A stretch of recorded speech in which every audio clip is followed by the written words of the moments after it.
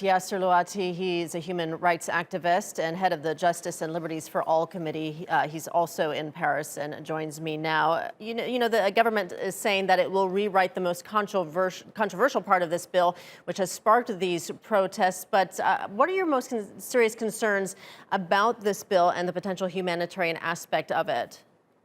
Well, the bill itself is a direct attack on the question of human rights and civil liberties, and this is actually trying to take the police further away from public scrutiny. You mentioned the Article 24, which would prohibit filming the police on duty, but on top of it, you will have drones live streaming public events with facial recognition, which means the government will be at any moment in time capable of identifying people's political opinions based on where they are located. But the rewriting of this so-called Article 24 is actually a trick, because they are trying to take it away from the global security bill and insert it into the bill against Muslims, named reinforcing public or Republican values or against separatism. So right now we see two parallel projects, the global security bill and the anti-Muslim bill against so-called separatism. But we're seeing today right now the government literally reinforcing the repressive means of the state, which, I remind you, madam, have been used by the Minister of Interior himself just a couple of days ago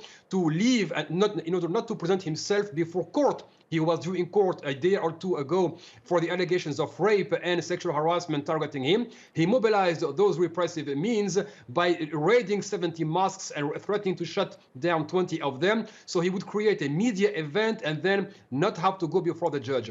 That's how it is today in France, the so-called country of human rights.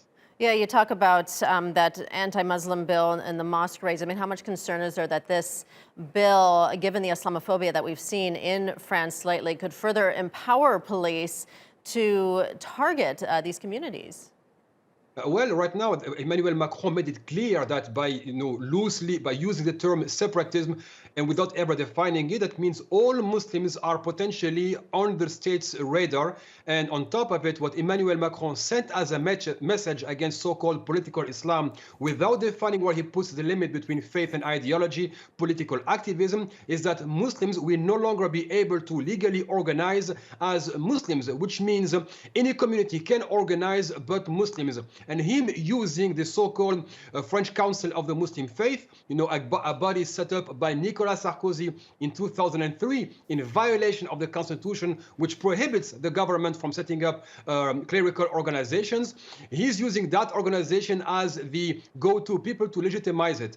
In return, if this bill is passed, and I think chances are it will make it impossible for Muslims to set up their own organizations, choose their own representatives, and it will make it legal for the government to decide who can speak for Muslims and who are the good Muslims and who are the bad ones to be criminalized.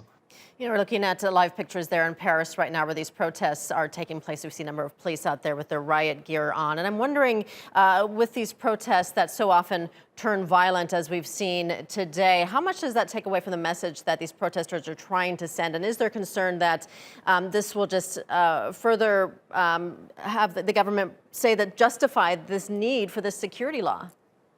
Well, the government does as usual for the past multiple decades.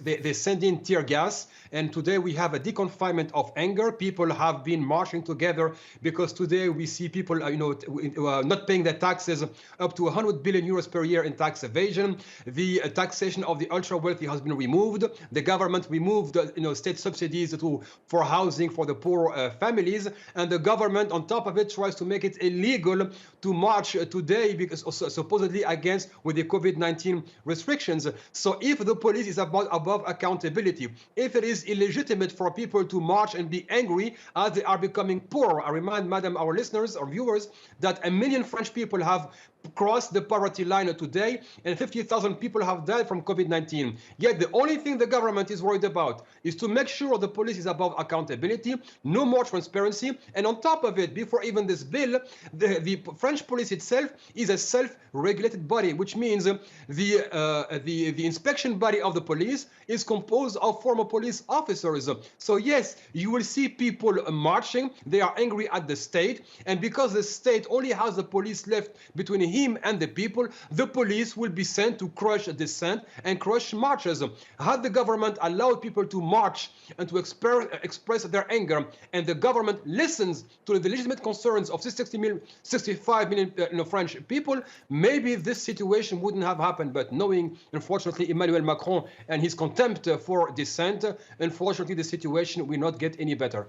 All right, we'll leave it there. Yasser Louati in Paris, thank you.